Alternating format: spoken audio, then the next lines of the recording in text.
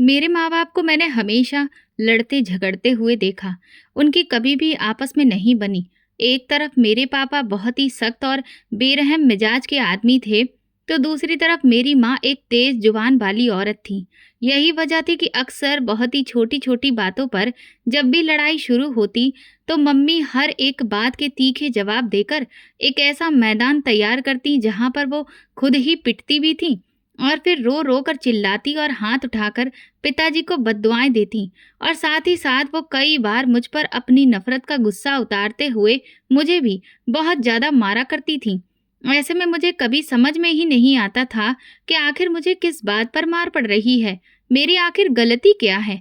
मैं रोते हुए अक्सर ये सोचा करती थी, लेकिन मम्मी की तरह चिल्ला चिल्ला कर बोलने की मेरे अंदर हिम्मत नहीं होती थी, क्योंकि मैं ये देख चुकी थी कि चीखने चिल्लाने का अंजाम किस कदर बुरा होता है। मम्मी के होंठ मार खाने के बाद फट जाते थे और माथे पर भी एक बड़ा सा गूमड़ निकल आया था। शरीर भी कई जगह नीले नीले निशानों से भर जाता था और ये सब देखकर मैं बहुत ज्यादा घबरा जाती थी। कई बार पापा ने मारते मारते मम्मी से कहा कि ये सब तुम्हारी जुबान लड़ाने का नतीजा है। तो मेरे छोटे से दिमाग में ये बात बैठ गई थी कि अगर बहुत ज्यादा शिकायत की और रोना धोना मचाया गया तो फिर ऐसे ही मैं भी मार खाऊंगी, जैसे कि मम्मी पापा के हाथों मार खाती हैं। यही वजह है कि बेकसूर होने के बावजूद भी अगर मैं मम्मी से मार खा लेती तो कभी भी उनसे शिकायत नहीं करती।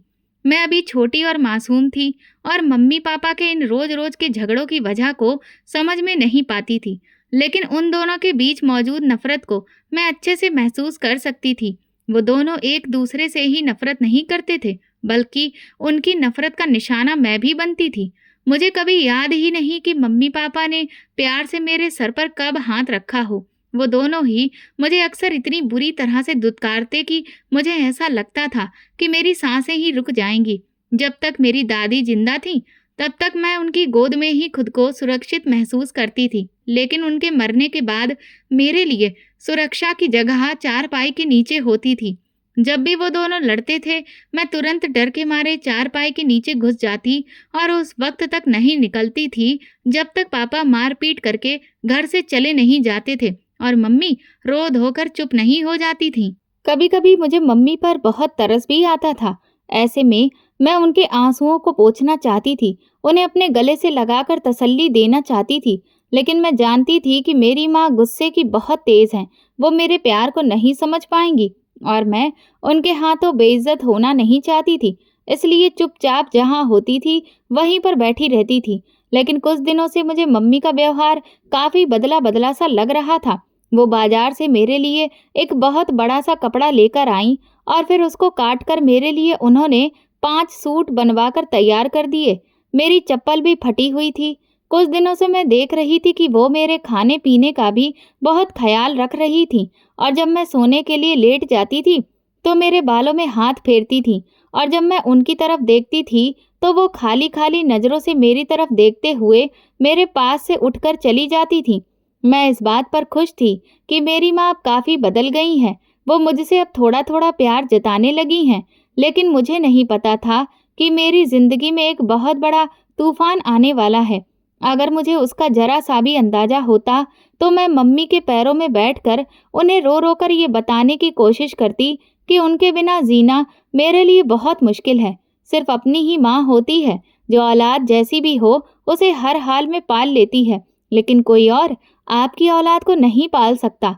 मैं उन्हें ये सब बताना चाहती थी। अगर मुझे पता होता कि वो मुझे हमेशा के लिए छोड़ देने का फैसला करने जा रही हैं, बल्कि मुझे ही नहीं, वो तो इस घर से ही जाने का तय कर चुकी हैं, तो शायद मैं मिन्नत करके उन्हें कैसे भी रोक लेती।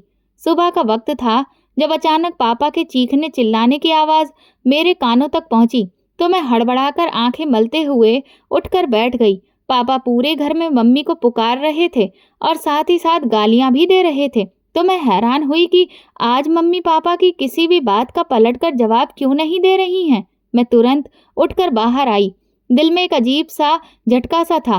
फिर मैंने देखा कि पापा आंगन के बीचों बीच खड़े दोनों हाथ कमर पर रखकर जोर जोर से चिल्ला रहे थे और फिर जैसे ही उनकी नजर मुझ पर पड़ी तो तुरंत बोले, तेरी माँ सुबह सुबह किधर मर गई है?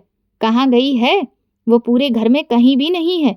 तो पापा की बात सुनकर मेरे पैरों तले से जमीन ही निकल गई। ऐसा कैसे हो सकता था कि मेरी माँ बिना बताए कहीं पर चली जाए?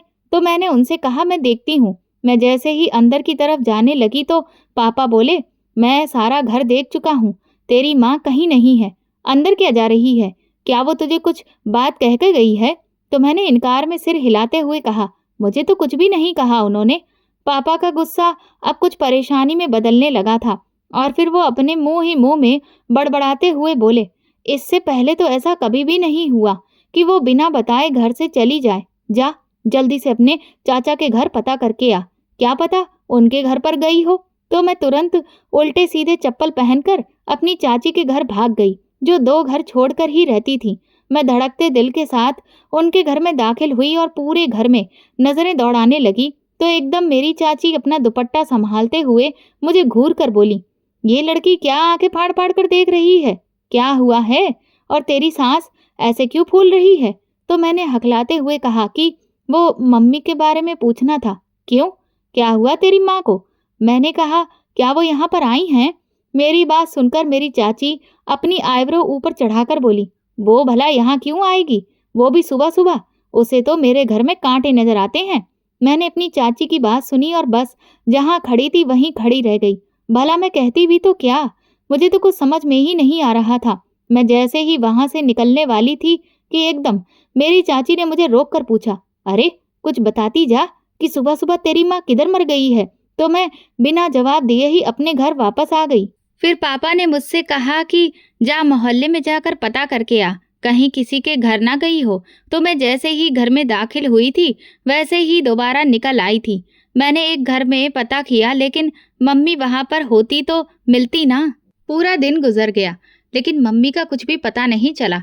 मैं परेशानी में कभी रोती और कभी चुपचाप दरवाजे की तरफ देखती, जबकि पापा फोन कर करके आधे शहर को इस बात की जानकारी दे चुके थे। यहाँ तक कि मेरे ननिहाल, जहाँ अब सिर्फ मेरी एक मौसी ही थी, वो भी ये खबर सुनकर दौड़ी दौड़ी चली आईं। लेकिन पापा का व्यवहार देखकर वो मुश्किल से थोड़ी देर ही रुकी और फिर वापस चली गईं। लेकिन जाते जाते वो पापा को धमकी देकर कह गईं कि कहीं ऐसा न हो कि हमारी बहन के साथ कुछ कर ही न दिया हो और अब बैठकर झूठा हंगामा कर रहे हो। जिस पर पापा ने उन्हें खूब खरी खोटी सुनाई तो वो बिना डरे बोली, अगर 24 घंटे के अंदर मेरी बहन का कोई पता नहीं चला तो फिर तैयार रहना, तुमसे तो हम निपट लेंगे। पापा बहुत परेशान हो गए। उन्हें कुछ भी समझ में नहीं आ रहा था कि आखिर ये हो क्या गया है। फिर कहीं से पता चला कि बस अड्डे पर मम्मी को किसी के साथ जाते हुए देखा गया है। तो पापा तुरंत बस अड्डे की तरफ गए तो इस बात की पुष्टि हो गई थी कि मम्मी वहां पर आई थी और वहां से दिल्ली शहर की तरफ जाने वाली बस में बैठ गई थी। इस बात को सुनकर पापा बहुत परेशान हो गए कि आखिर इतनी सुबह सुबह वो दिल्ली जाने वाली बस पर क्यों बैठी हैं? वहां तो कोई रहता भी नहीं है। पापा जब घर वापस आए तो वो बहुत ज़्यादा परेशान थे और फिर 1-2 दिन के बाद पता चला कि मम्मी किसी के साथ भाग गई हैं। ये सुनकर तो पापा अपना सिर पकड़कर बैठ गए, जबकि इस खबर के बाद तो मेरी जिंदगी के मुश्किल दिन शुरू हो गए थे। मम्मी के ऊपर आने वाला सारा गुस्सा पापा मेरे ऊपर उतारने लगे थे। वो अक्सर मुझे बुरा भला कहते रहते और मेरी चाची से कहते कि इस पर कड़ी नज़र रखना, क्योंकि ये भी उसी औरत की बेटी है। मुझे इन सब बातों का मतलब तो नहीं पता था, मगर उनके शब्दों में मौजूद नफरत मैं तेजी से महसूस करती थी। फिर पापा मुझे मेरी चाची के पास छोड़कर देश से बाहर जाने का फैसला कर लिया।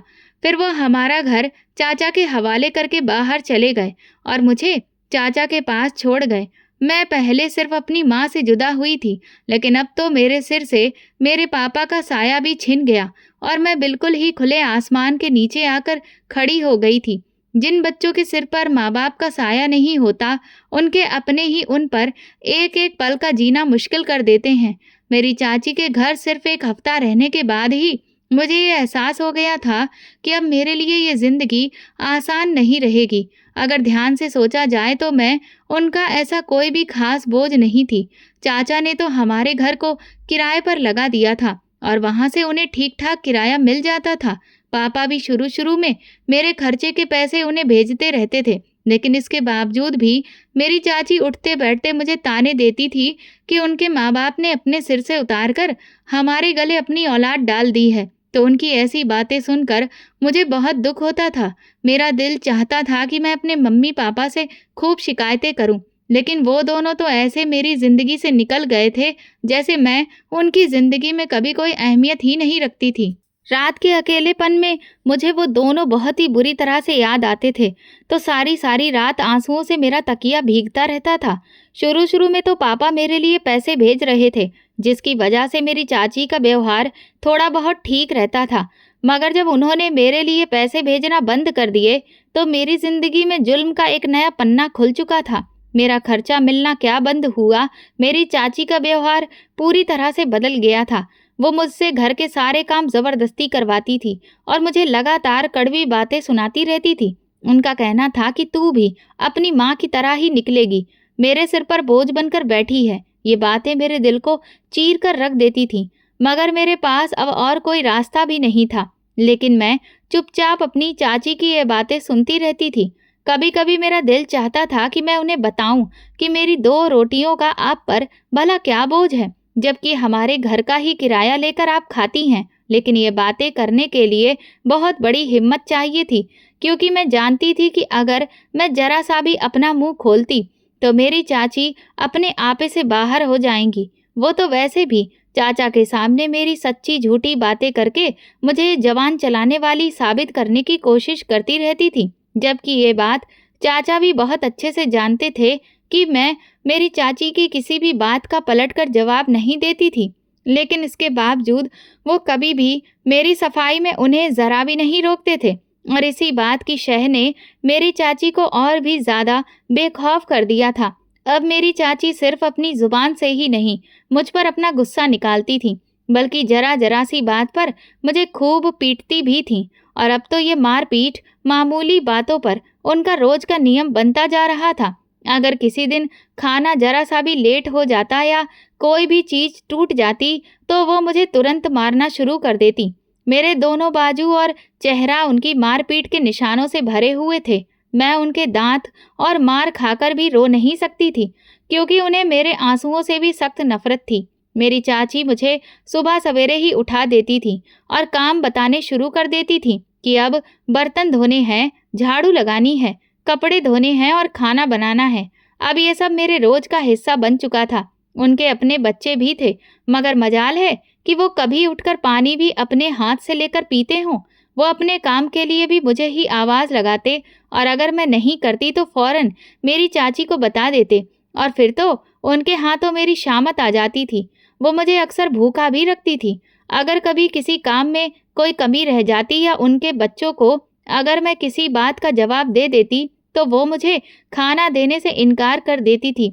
रात को जब सब लोग सो जाते, तो मैं भूखे पेट हाथ पैर समेट कर बिस्तर पर लेट जाती और अपने माँ बाप को याद करती। उनसे बिछड़ना और मेरी चाची के जुल्म सितम ने मुझे तोड़कर रख दिया था। वो इस कदर जलन करने वाली औरत थी कि मम्मी ने अपने जाने से पहले जो मुझे नए कपड़े सिलवा कर दिए थे, वो भी उन्होंने मुझसे लेकर अपनी बेटियों को दे दिए और मुझे पहनने के लिए अपनी बेटियों की उतरन दे दी थी। मैं उन कपड़ों को नहीं पहनना चाहती थी, लेकिन मैं बहुत ज़्यादा मजबूर हो गई थी। ये कपड़े इतने ज़्यादा पुराने और जगह जगह से फटे हुए थे कि मुझे उन कपड़ों में जगह जगह दूसरे कपड़े की कतरन लगाकर पहनना पड़ता था। ऐसे में मैं पूरा दिन दुपट्टा ओढ़ कर रखती थी, ताकि कोई मेरे उन फटे हुए पैबंद लगे कपड़ों को देख न सके, जबकि मैं उनकी बेटियों को खूब सजते संवरते हुए अच्छे कपड़ों में देखती थी। तो मेरा दिल भी चाहता था कि मेरे पास भी ये सब कुछ हो, और ना चाहते हुए भी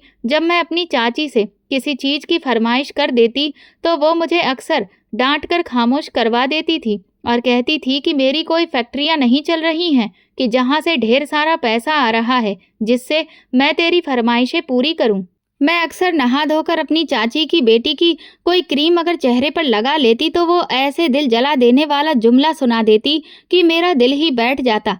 तुझे सजने संवरने का शौक है, तू भी अपनी माँ की तरह ही भगोड़ी निकलेगी। ये शब्द मेरे दिल में तीर की तरह चुभ जाते थे, मगर मेरे पास उन्हें जवाब देने के लिए कुछ भी नहीं होता था।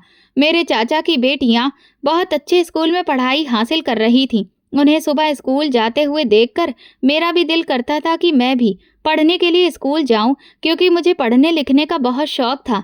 मगर मेरी चाची ने मेरा स्कूल जाना भी बंद करवा दिया था। उन्होंने कहा कि घर के काम सीख, पढ़ाई लिखाई तेरे जैसी लड़की के लिए नहीं है। मेरे सपने टूटकर बिखर गए थे। मैंने सपने देखे थे कि मैं पढ़ लिख कर एक दिन अपने माँ बाप को मुझ पर गर्व करने का मौका दूंगी, लेकिन मेरी चाची ने मेरी हर उम्मीद को मिट्टी में मिला दिया था। उनके अपने बच्चे भी मेरे साथ बहुत ही जालिम तरीके से पेश आते थे। वो मुझसे बात तक नहीं करते थे, बल्कि जब भी मौका मिलता तो मेरे कामों में रुकावट डालते। अगर कभी मेरी चाची के बच्चों ने कोई भी गलती की होती तो उनकी सजा भी मुझे ही मिलती थी। उनकी शरारतों और जुल्म सितम ने मेरी जिंदगी को और भी ज्यादा मुश्किल बना दिया था। ऐसे में जब बदकिस्मती से मैं बहुत बीमार हो जाती तो मेरी चाची को मुझ पर जरा भी रहम नहीं आता था। वो उस हालत में भी मुझसे यही चाहती थी कि मैं हर काम बिल्कुल परफेक्ट तरीके से करूं।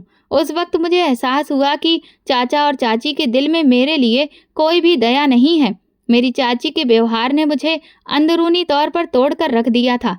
मैं अंदर से बिल्कुल खाली हो चुकी थी, मगर मेरा सब्र अभी भी बचा हुआ था। मैं भगवान से प्रार्थना करती थी कि मुझे इस नरक से कैसे भी मुक्ति दिला दे। भगवान ने जैसे मेरी प्रार्थना को सुन लिया हो और फिर मेरी मुलाकात मनीष से हो गई। वो उसी मोहल्ले में किराएदार की हैसियत से आया था। कई बार ऐसा इत्तेफाक भी हुआ कि मैं जब भी घर से निकलती तो वो भी पास की दुकान से कोई सामान लेने के लिए निकलता, और इस तरह आते जाते कई बार हमारी नजरें भी टकराईं, लेकिन वो मुझे दूसरे लड़कों से काफी अलग सा लगा।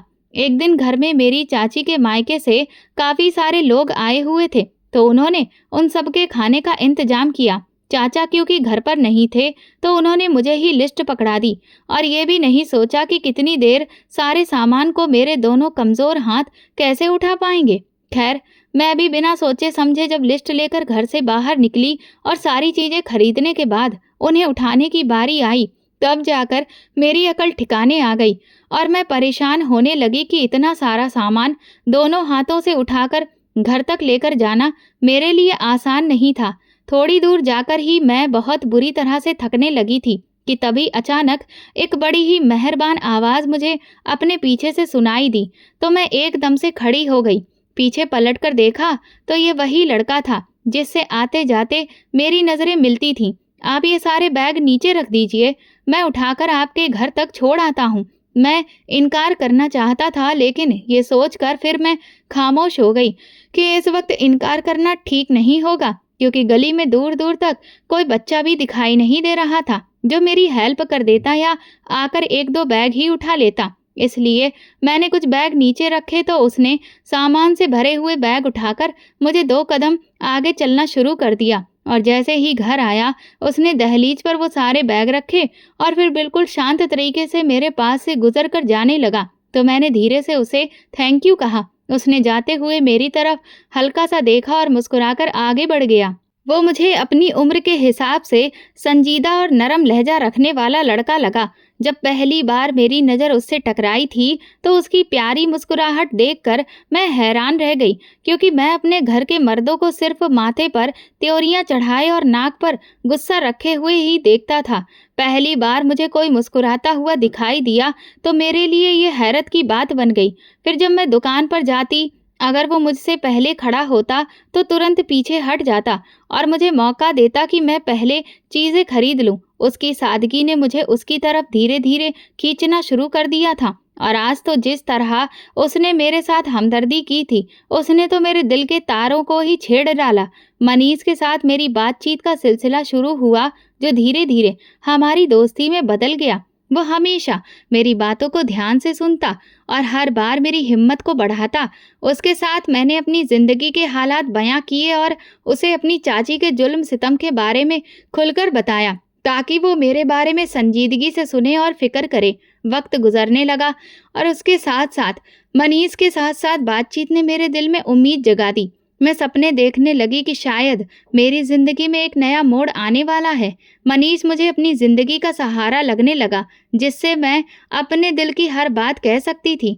और जब वो मेरी सारी बातें सुनने के बाद मुझे जिस अंदाज में तसल्ली देता, मुझे लगने लगा कि अगर कोई मेरा पति होगा तो वो मनीष के जैसा ही होगा, जाने क्यों मैं दिल के अंदर ही अंदर मनीष को अपने पति की हैसियत से देखने लगी। लेकिन मनीष शादी के बारे में कभी बात नहीं करता था, जिससे मेरा दिल अक्सर उदास हो जाता। मैं बार बार अपनी दिक्कतें बताती, लेकिन वो खामोशी से मेरी बातें सुनता और कोई भी कड़ा फैसला करने से बचता था। और यही बात कई बार मेरी परेशानी का कारण भी बनती जा रही थी, क्योंकि सच तो ये था कि मैं अपनी चाची के घर से निकलना चाहती थी। मैं अपनी जिंदगी से बहुत ज्यादा परेशान हो गई थी और चैन की सांस लेना चाहती थी, लेकिन मनीष कोई फैसला ही नहीं कर पा रहा था। मैं कई बार बातों को घुमा घुमा कर शादी के मुद्दे तक लेकर आई थी, लेकिन वो बात का मोड़ ही बदल देता था और मैं खामोश हो जाती।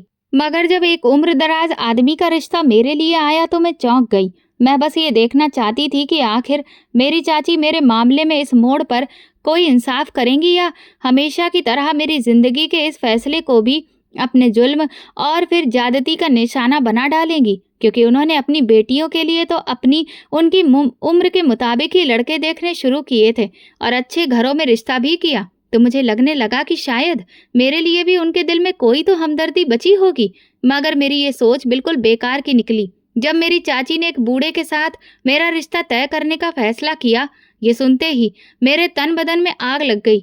मेरा दिल जोर जोर से धड़कने लगा और दिल चाहा कि मैं तुरंत उठकर मनीष के पास जाऊं और उसे झंझोड़ कर बताऊं कि आखिर वो चाहता क्या है। फिर दूसरी तरफ मेरा दिल भी डरने लगा कि क्या खबर वो मुझसे शादी करने से पूरी तरह से मना ही कर दे, या फिर वो ऐसा कुछ भी नहीं चाहता हो। पर अब तक हमारी जितनी भी मुलाकातें हो चुकी थीं, इसमें वो कहीं ना कहीं तो शादी का कोई इशारा तो देता। लेकिन मैंने अपनी जिंदगी का जुआ खेलने के बारे में सोचा, क्योंकि मैं मनीष को चाहती भी थी और उसे खोना मेरे लिए आसान नहीं था। मैंने तय कर लिया था कि अगर वो मना भी कर देगा तो भी मैं कभी इस बुजुर्ग से शादी नहीं करूंगी, चाहे फिर मुझे घर ही क्यों ना छोड़ना पड़े। इसलिए मैं सबसे नजर बचाकर घर से निकली, ताकि मनीष को बता सकूं कि मेरे बारे में मेरी चाची ने क्या फैसला कर डाला है। एक सस्ते से होटल में मनीष मुझे फिर लेकर गया तो मैंने उसे साफ साफ बात करने की ठान ली और उससे कहा कि अगर वो मुझसे प्यार करता है तो उसे मेरे साथ शादी करनी होगी। मैंने उसे साफ शब्दों में कह दिया कि वो मेरे साथ शादी करे, वरना मैं खुद को इस मुसीबत से निकालने के लिए कुछ भी करने को तैयार हूँ। वो काफी देर सोच में डूबा रहा और इस दौरान मेरे दिल में बेचैनी बढ़ती गई। मैं भगवान से प्रार्थना करने लगी कि मनीष कहीं मुझसे शादी से मना ही ना कर दे। लेकिन कुछ देर सोचने के बाद उसने मेरी तरफ ध्यान से देखा और फिर कहा कि मेरे आगे पीछे कोई भी नहीं है जो तुम्हारा रिश्ता मांगने के लिए आए, और जो हालात तुम बता रही हो कि तुम्हारा रिश्ता इस तरह से तुम्हारी चाची ने कर दिया है, तो ऐसे में अगर मेरा रिश्ता तुम्हारे घर जाता भी तो वो जरूर पूछताछ करेंगी, और जब उन्हें पता चलेगा कि हम दोनों एक दूसरे को पसंद करते हैं तो शायद वो जानबूझकर तुम्हारा और मेरा रिश्ता होने ही नहीं देंगी। तो ऐसे में अगर वो इनकार कर देती हैं तो फिर तुम क्या करोगी? मनीष का ये सवाल बड़ा ही अजीब सा था। काफी देर तो मुझे समझ ही नहीं आया कि मैं इसका क्या जवाब दूं। मैंने मनीष से कहा कि मैं किसी भी हाल में उस बुजुर्ग से शादी नहीं करूंगी, ये बात तो तय है। बाकी अगर तुम्हें मुझसे शादी करनी है तो मैं घर छोड़ने के लिए भी तैयार हूँ। मेरी बात सुनकर मनीष के चेहरे पर एक अजीब सा भाव आया। उसने मेरी बात से इत्तेफाक रखते हुए कहा कि ठीक है, हम दोनों भागकर शादी ही कर सकते हैं, क्योंकि इसके अलावा और कोई भी रास्ता नहीं है। अगर तुम गंभीर हो तो फिर मैं कुछ ना कुछ बंदोबस्त करता हूँ, ताकि हम दोनों यहाँ से जल्दी भागकर किसी और शहर में अपनी नई जिंदगी शुरू करें। तो मैंने उसके फैसले पर खुशी से सिर हिलाया और फिर खामोशी से घर आ गई। मनीष से मिलकर सारी बात तय करने के बाद मेरे दिल में एक अजीब सा सुकून आ गया था। मैंने धीरे धीरे अपना जरूरी सामान इकट्ठा करना शुरू कर दिया, क्योंकि मनीष ने मंगलवार का दिन बता दिया था कि उसी दिन हमें यहाँ से निकलना है, इसलिए वक्त कम था। मैंने चुपके चुपके तैयारी शुरू कर दी, लेकिन मेरे पास था ही क्या सिवाय कुछ कपड़ों के। मैंने एक बैग में 2-3 जोड़े रख लिए और मंगलवार का बेचैनी से इंतजार करने लगी। और जैसे ही मंगल की रात शुरू हुई तो मैंने तय किए हुए वक्त पर घर से निकली। मनीष के साथ मुलाकात के ठिकाने पर पहुंचकर मुझे ऐसा लगा जैसे मेरे दुखों का बोझ हल्का हो गया है। हमने जल्दी से वहां से निकलने का फैसला किया और वहां से एक ऑटो रिक्शा पकड़कर सीधा रेलवे स्टेशन की तरफ चल पड़े। अगली सुबह हम दोनों एक नए शहर में पहुंचे और वहां जाकर मैंने चैन की सांस ली। हमने तुरंत शादी कर ली। मैं बहुत खुश थी कि मेरा सपना पूरा हो गया। अब मेरी जिंदगी में सिर्फ खुशियां ही खुशियां होंगी। लेकिन कुछ दिनों के बाद मनीष का व्यवहार बदलने शुरू हो गया। वो अक्सर मुझसे बदतमीजी करता और मुझे शक की नज़रों से देखता। मैं इस बदलाव पर बहुत हैरान थी, लेकिन मैंने सोचा कि शायद ये वक्त की बात है। मगर दिन ब दिन उसका व्यवहार और ज़्यादा बिगड़ गया। धीरे धीरे मुझे पता चला कि मनीष जो दिखाई देता है, दरअसल वो है नहीं, बल्कि वो तो बाकी के पतियों के जैसा ही था। लेकिन अभी भी मेरा दिमाग इस धोखे को हजम ही नहीं कर पा रहा था। मैं अपने आप को तसल्ली देती रहती थी कि जो कुछ भी मैं महसूस कर रही हूँ वो गलत है।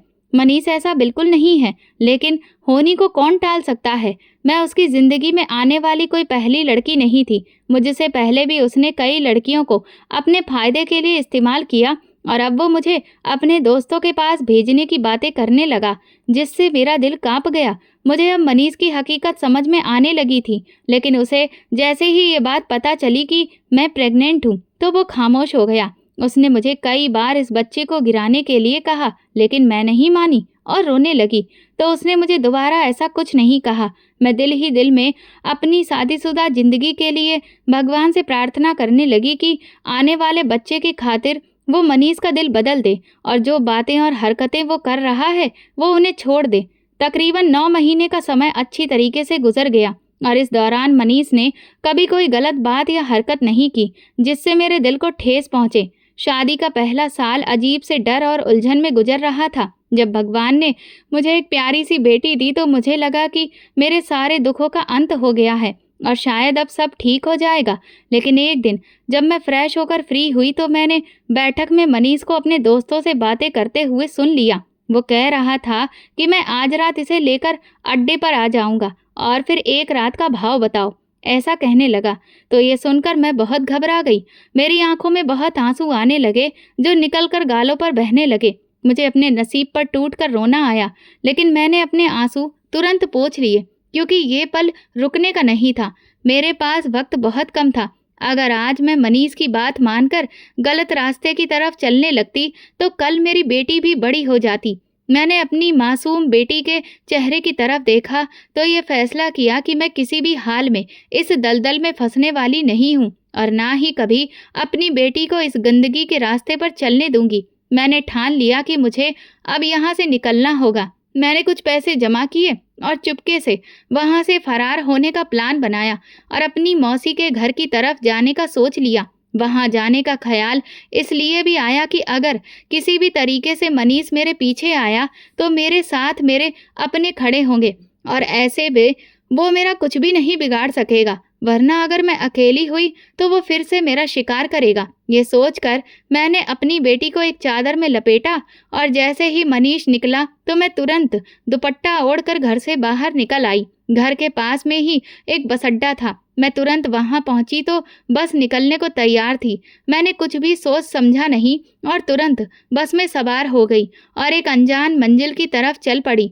लेकिन मुझे अपने घर के टूटने का दुख बहुत ज़्यादा था क्योंकि मैं मनीष को दिल से चाहती थी। मुझे ये भरोसा ही नहीं हो रहा था कि वो एक गलत पेशे से रिश्ता रखने वाला आदमी है जहां औरतों की बोली लगाई जाती है। मुझे अपने प्यार के लुट जाने का बहुत गम था और इसके साथ साथ बच्ची के सर से बाप का साया हटने का दुख भी हो रहा था। मैंने अपने टूटे दिल में ये फैसला किया कि अब चाहे कुछ भी हो जाए, मैं अपनी बेटी को दुनिया के रहमो करम पर नहीं छोड़ूंगी, बल्कि जहां तक मुमकिन होगा इसके लिए अगर सारी दुनिया से भी मुझे लड़ना पड़े तो मैं लड़ूंगी।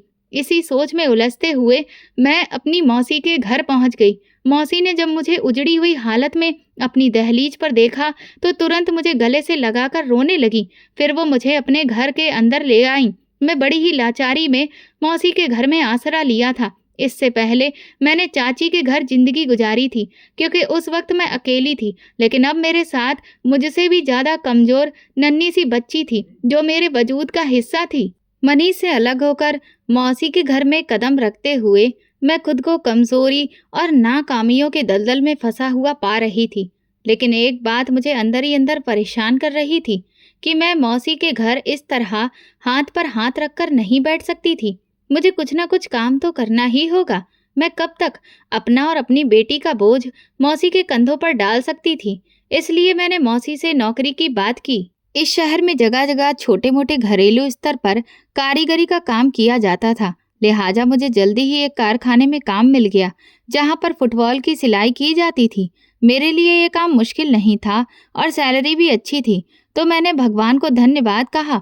पैसों की मुश्किल तो हल हुई और अपने ऊपर खर्च करने के बाद कुछ पैसे मैं मौसी को भी दे देती थी ताकि उनका हाथ भी बटा सकूं।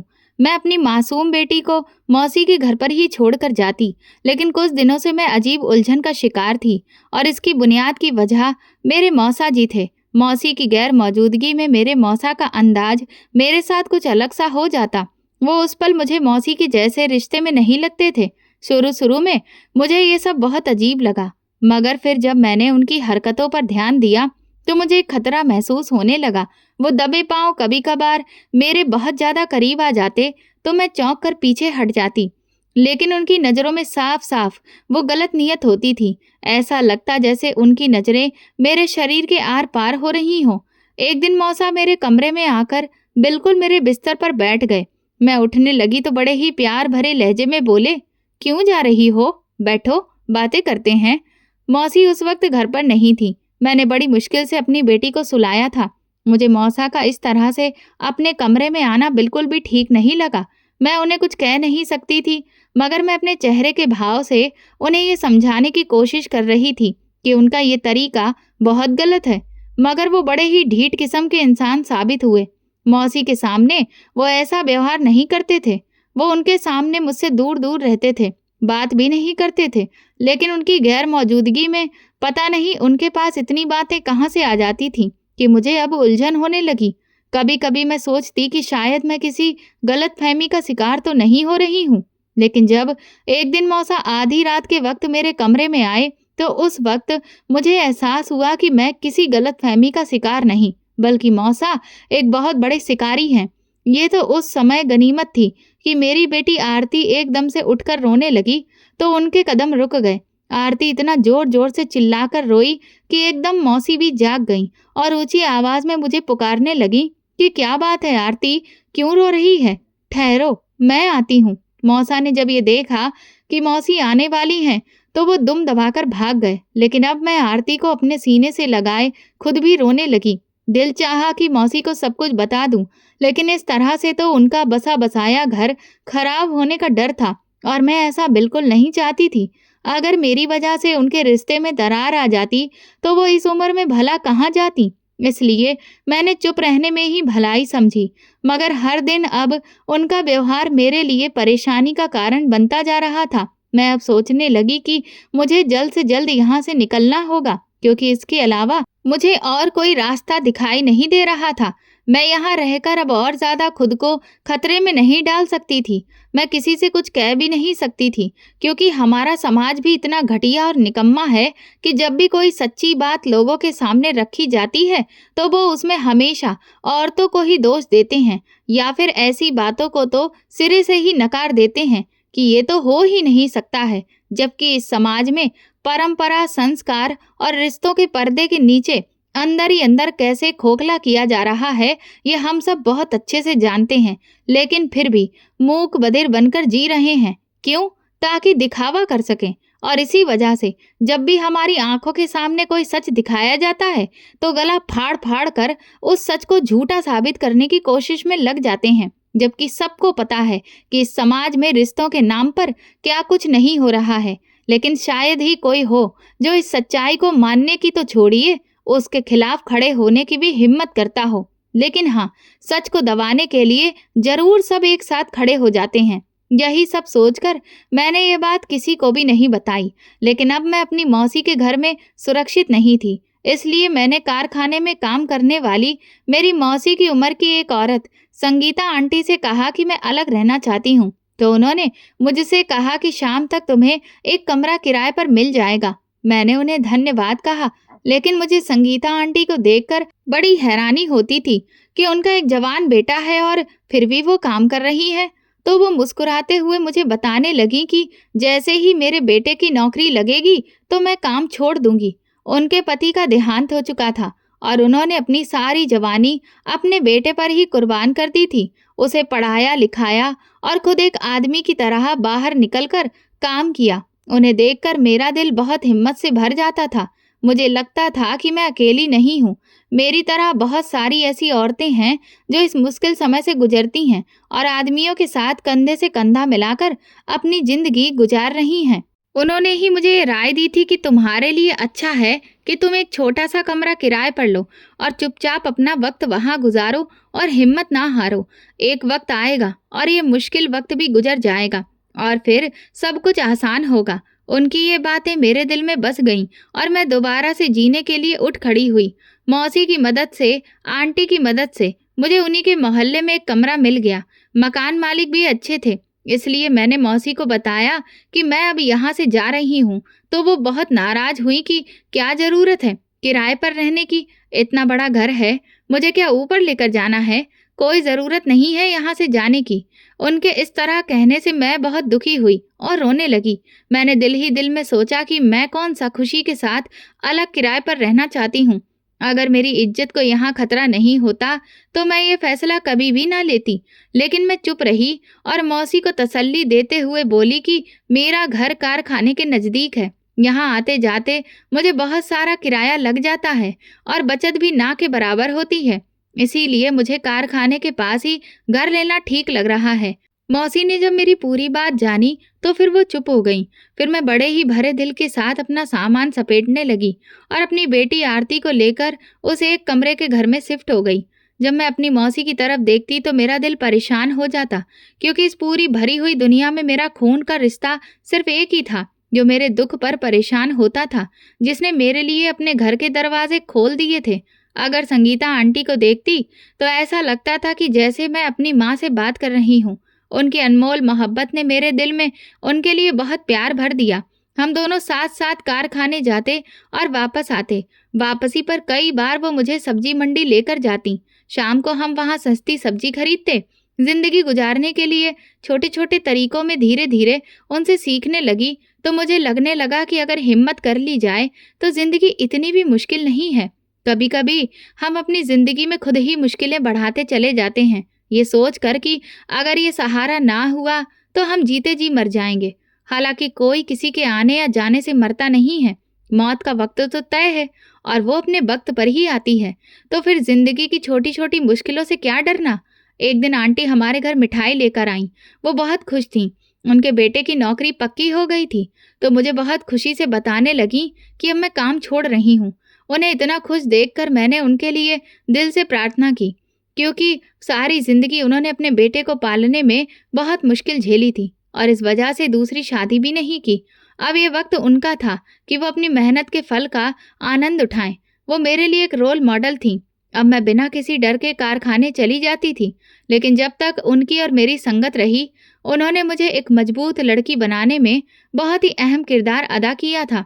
हालांकि ये किरदार तो मेरी माँ को निभाना चाहिए था, मगर अफसोस कि वो उस वक्त मुझे छोड़कर चली गईं जब मुझे उनकी सबसे ज्यादा जरूरत थी। और अब इतने मुश्किल हालात में भी वो कहीं पर भी मुझे दिखाई नहीं दे रही थी। लेकिन भगवान ने मेरी मदद उस अजनबी औरत के जरिए की, जिसके लिए मैं संगीता आंटी की बहुत शुक्रगुजार थी। आंटी ने अपने बेटे की शादी कर दी। उनकी बहू गुड़िया बहुत पूजा पाठ करने वाली और लोगों को दान देने वाली, दूसरों की मदद करने वाली लड़की थी। मुझे ये सुनकर बहुत खुशी हुई कि आंटी की जिंदगी में अब सुकून था और वो अपने बेटे और बहू के साथ अच्छे से जिंदगी गुजार रही थी। कुछ दिन बाद जब मैं आंटी के घर मिलने गई तो जो नज़ारा मेरी आंखों ने देखा वो मेरे लिए हैरत का कारण बन गया। उनकी बहू बाहर लोगों को बुला बुलाकर दान बांट रही थी और मुझे ये बहुत अजीब लगा कि पास में ही उसकी अपनी सास गंदे कपड़ों में बैठी थी और भूखी भी थी, और बहू थी कि बाहर दान पर दान बांटे जा रही थी, लेकिन एक भी बार अपनी सास का नाम नहीं ले रही थी।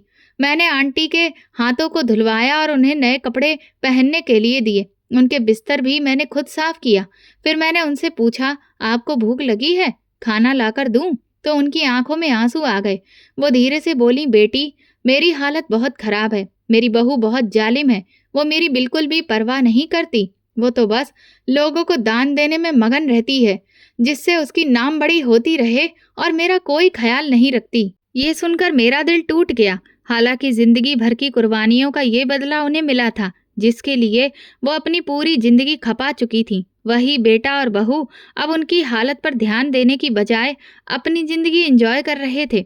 मुझे बहुत अफसोस हुआ। आंटी ने अपनी जिंदगी अपने बेटे की परवरिश में गुजार दी और आज जब वो बुजुर्ग और बीमार हो गई हैं, तो उनका बेटा उनके साथ नहीं था और बहू भी उनकी देखभाल करने की जगह अपने काम में व्यस्त थी। आंटी की आंखों में बेबसी और मायूसी थी, लेकिन उनके शब्दों ने मेरे दिल को हिला दिया। बेटी, मुझे नहीं लगता कि मेरी जिंदगी में कुछ बदलेगा। मेरी बहू ने मेरे साथ इतनी ज्यादती की है और अब मुझे कोई उम्मीद नहीं रही। बस प्रार्थना करो कि भगवान मुझे मोहताज ना करे। मैं उनके माथे पर हाथ फेरते हुए बोली, आपको कोई परेशानी नहीं होगी। आपने सारी जिंदगी मेहनत की कमाई करके ही गुजारी है और भगवान ईमानदार और मेहनती इंसान के साथ बुरा नहीं करता और मुझे भरोसा है कि वह आपकी मदद जरूर करेगा। ये मुश्किल वक्त भी गुजर जाएगा। आंटी ने अपने आंसू पीते हुए कहा, मेरी बहू बहुत जालिम है। ये सिर्फ अच्छाई का दिखावा करती है, लेकिन तुम देख लेना, जब मैं मर जाऊंगी तो इसका अंजाम तुम खुद देखना कि कितना बुरा होगा। ये सुनते ही मेरा दिल कांप गया। कुछ दिनों के बाद आंटी का देहांत हो गया।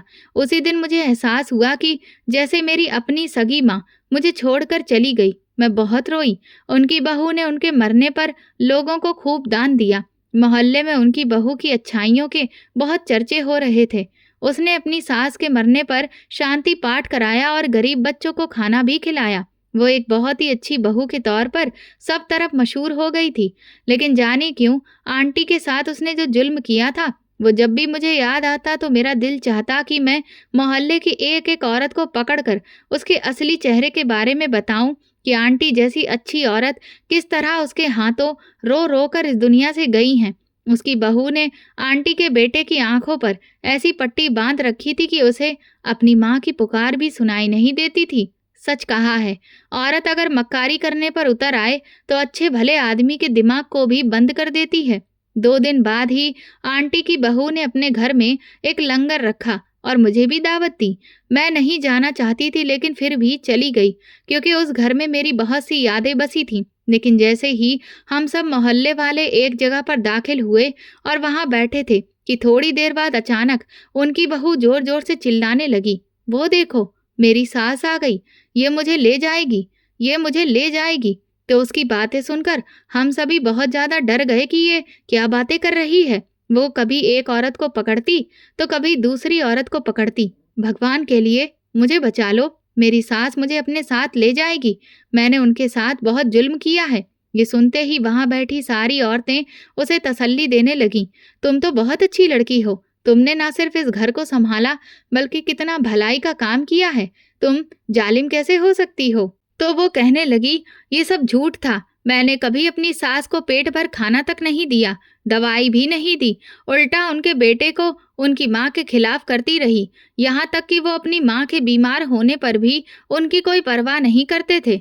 मेरी सास एड़ियां रगड़ रगड़ कर इस दुनिया से चली गई और अब वो दोबारा आ गई है। वो लगातार एक ही तरफ उंगली से इशारा करते हुए उन औरतों को बता रही थीं, तो सभी डर के मारे खड़ी हो गईं और भगवान का नाम लेने लगीं।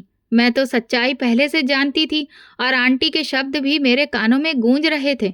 तुम देखना, जब मैं मरूंगी तो ये तमाशा बन जाएगी। और वाकई में आज वो तमाशा बन गई थी। ये देखकर मेरी आंखों से आंसू निकलने लगे। मैं सोचने लगी कि इंसान कितना ज्यादा नाशुक्रा होता है। अक्सर लोग बाहर वालों के साथ बहुत अच्छे से पेश आते हैं ताकि उनकी तारीफ हो, लेकिन अपने ही घर के बड़े बुजुर्गों के साथ दुर्व्यवहार करते हैं। और यहाँ आंटी की बहू भी अपनी लापरवाही की वजह से ही सास को बोझ समझती रही। खुद तो कभी उनकी सेवा नहीं की और उनके बेटे को भी नहीं करने दी, और आज ये हालत है कि अपने ही मुंह से अपने सभी गुनाहों को सबको बता रही है। वहां खड़ी हर औरत अपने कानों को हाथ लगाते हुए उसके घर से चली गई। तकरीबन 1 हफ्ता इसी तरह से आंटी की बहू चिल्लाती घूमती रही। पूरा पूरा दिन, पूरी पूरी रात हम उसकी आवाज सुनते और फिर आखिरकार आंटी के बेटे ने उसे पागलखाने में एडमिट करवा दिया और अब वो अपनी जिंदगी का सारा वक्त वहीं गुजार रही है। मैं अक्सर भगवान से प्रार्थना करती हूँ कि मुझे भी आंटी जैसी ही अच्छी और हिम्मत वाली बनाना। ये वीडियो केवल मनोरंजन के उद्देश्य से बनाया गया है। सभी पात्र काल्पनिक हैं। वास्तविक व्यक्तियों, जीवित या मृत घटनाओं से कोई समानता विशुद्ध रूप से संयोग है। किसी भी व्यक्ति, धर्म या जाति को ठेस पहुंचाने की मंशा नहीं है। अगर आपको हमारी कहानी पसंद आई हो तो कमेंट करके ज़रूर बताएं। वीडियो को लाइक करें और ज़्यादा से ज़्यादा शेयर करें। अगर आप चैनल पर नए हैं तो सब्सक्राइब ज़रूर करें और नोटिफिकेशन की बेल दबाएं ताकि अगली अपडेट सबसे पहले आपको मिले। धन्यवाद।